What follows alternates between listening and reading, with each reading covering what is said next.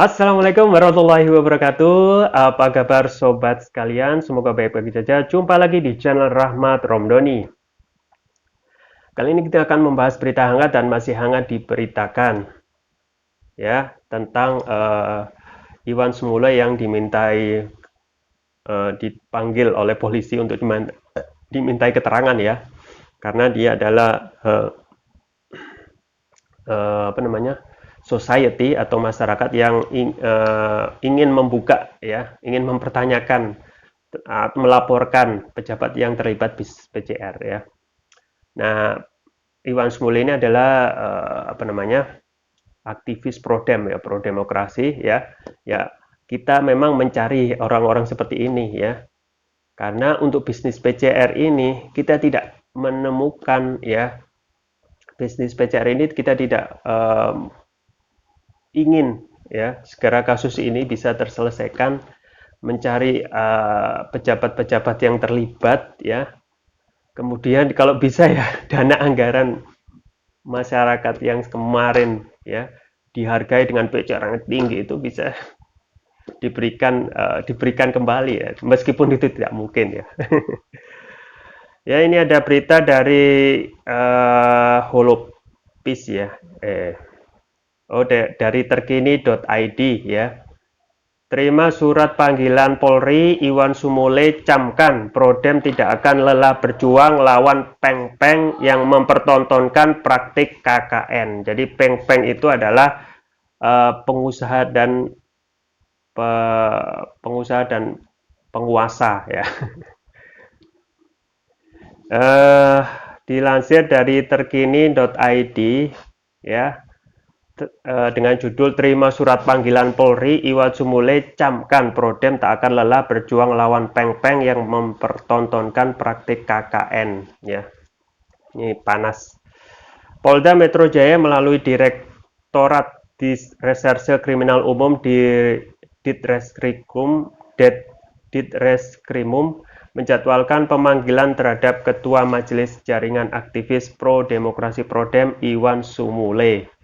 Panggilan ini terkait dengan kelanjutan laporan yang dibuatnya atas dugaan kolusi dan nepotisme dua menteri di Kabinet Joko Widodo, yakni Luhut Binsar Panjaitan dan Erick Thohir. Melalui akun Twitter pribadinya, Iwan Sumule menegaskan bahwa Prodem tak akan lelah berjuang melawan peng-peng yang mempertontonkan praktik kolusi, korupsi, dan nepotisme ya. Jadi peng-peng itu pengusaha dan penguasa.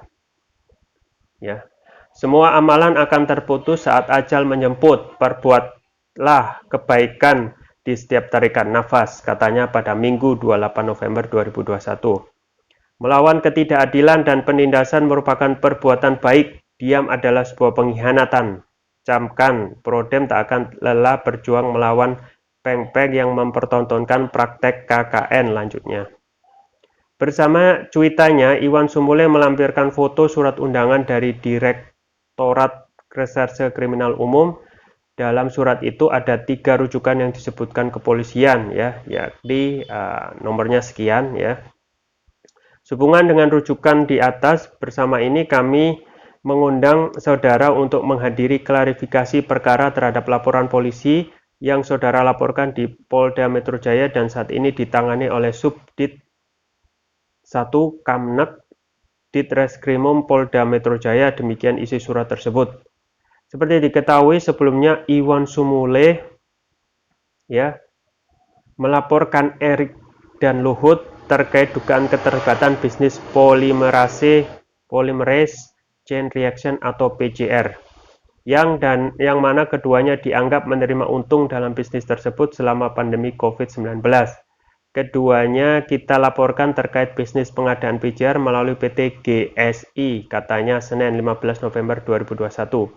Dilansir dari Tribunnews, dilansir dari JPMN, laporan tersebut sempat ditolak oleh Polda Metro Jaya dan sebab ada miskomunikasi soal dasar hukum yang digunakan. Namun pada 16 November 2021, Iwan Sumule menyampaikan bahwa laporannya bisa diterima atas dugaan pelanggaran pidana Undang-Undang 28 tahun 1999. Ya. Ya, sobat sekalian, jadi baik sekali ya, luar biasa yang dilakukan oleh Iwan Sumule, eh, aktivis Prodem ini untuk mempertanyakan, gitu, untuk mempertanyakan dan dia mengatakan tidak lelah. Ya, ini yang dicari ya. Jadi siapa sekarang yang membela rakyat ya? Nggak ada dalam bisnis PCR ini. Ya, sudah tidak saya ceritakan bagaimana pedihnya harga yang diberikan, berapa kejamnya harga yang diberikan oleh bisnis apa namanya, pengusaha dalam bisnis ini ya, bisnis PCR ya. Dan dalam hal ini DPR yang merupakan wakil rakyat itu tidak memberikan fungsinya sebagai wakil rakyat yang harusnya melakukan pengawasan ya, kemudian juga melakukan interpelasi ya terhadap kedua menteri ini gitu. Interpelasi ya. Jadi mereka diam saja gitu. DPR diam, kemudian presidennya diam ya. Presiden juga minimal tidak menegur terhadap kebijakan menteri yang bersangkutan gitu. Ya, jangan sampai kita itu sebagai pejabat itu mengambil keuntungan ya dalam situasi menjabat, dalam situasi yang menguntungkan kita gitu. Nah, memang kalau kita melihat pejabat-pejabat ini kan super kaya, ya kan, dan mereka tidak bisa merasakan penderitaan mereka yang membayar langsung dengan biaya mahal PCR tersebut, dan itu membayar berkali-kali ya. Dan memang yang kita permasalahkan ini bukan hanya melulu masalah mengambil untung atau tidak ya. Misalnya Menko Marinvest mengambil, jika saya mengambil satu sen pun, saya tidak mengambil 1 sen pun ya. Nah, sobat sekalian, yang dimasalahkan bukan hanya itu ya. Jadi kita lebih naik lagi tingkat bernegara kita ataupun sebagai pejabat ya, yaitu kita harus mementingkan etik ya, kode etik dalam menjabat gitu. Kemudian juga ada masalah konflik of interest ya, itu yang dipermasalahkan ya. Meskipun tidak mengambil keuntungan, tetapi konflik interest itu bermain dalam hal ini ya. Bagaimana ketika pejabat itu menetapkan suatu kebijakan ya, menetapkan suatu kebijakan tetapi dia juga bermain bisnis di balik itu. Jadi tentu saja sangat menyakitkan ya.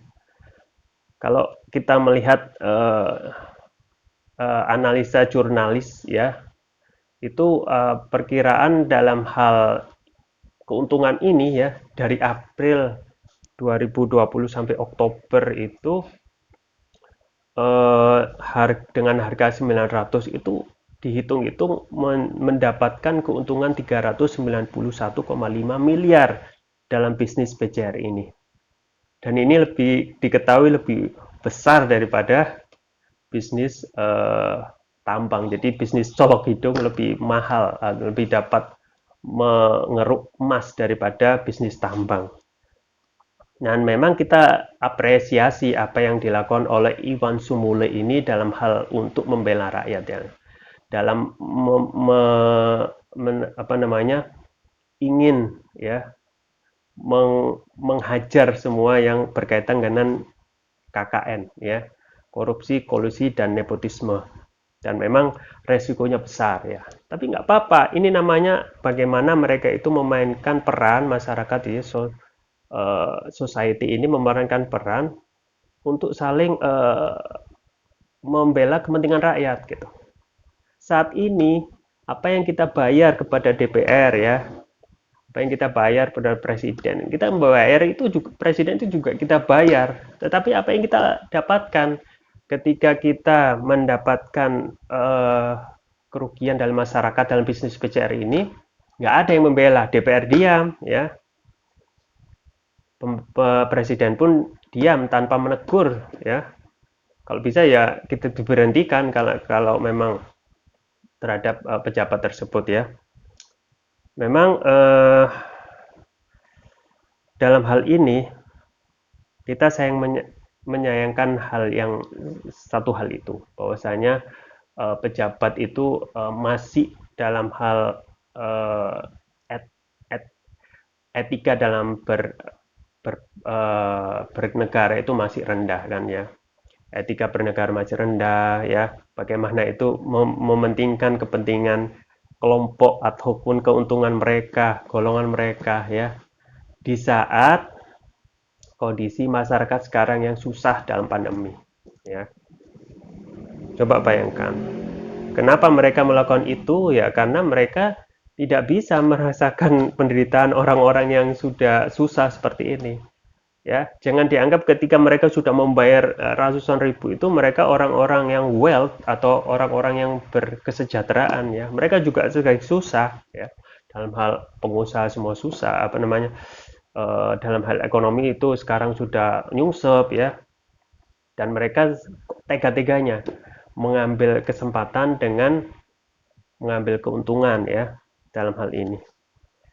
Ya memang kita pertama saya mengapresiasi Bung Iwan Sumule ya untuk menyuarakan dan untuk memperjuangkan ya kepentingan dalam hal ini yang kezoliman yang ada di depan mata ya, dan memang itu harus ada dari setiap kita ya untuk memunculkan sikap kritis ya. Dan dalam era keterbukaan seperti ini kita tidak bisa ya menutupi informasi atau membungkam salah aktivis yang ingin memberikan pencerahan ataupun pembelaan ya.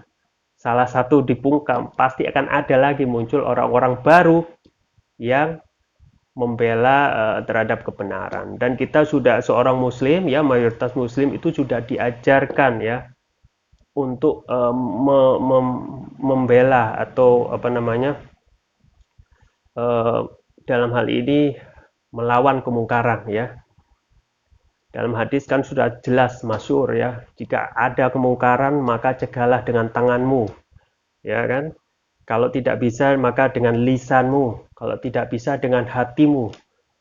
Dan ketahuilah itu adalah selama-lamanya iman. Ya kita tidak mau hanya menolak kemungkaran itu dengan hati karena itu disebutkan lemah imannya ya. Ketika kita mampu apapun yang kita punya dengan tangan kita tangan untuk mencegah kemungkaran ya, kalau tidak bisa ya dengan lisan ya, salah satunya dengan ini ya, kita dalam hal ini ya, saya itu dalam hal untuk memberikan pencerahan ya, untuk memberikan edukasi kepada publik terhadap kemungkaran yang sudah ada di depan mata, khususnya bisnis BCR ini ya. Ya seperti itu. Ya semoga kedepannya negeri ini menjadi lebih baik ya, dan pejabatnya menjaga etika dalam berketatanegaraan. Oke, itu yang bisa saya sampaikan. Semoga bermanfaat.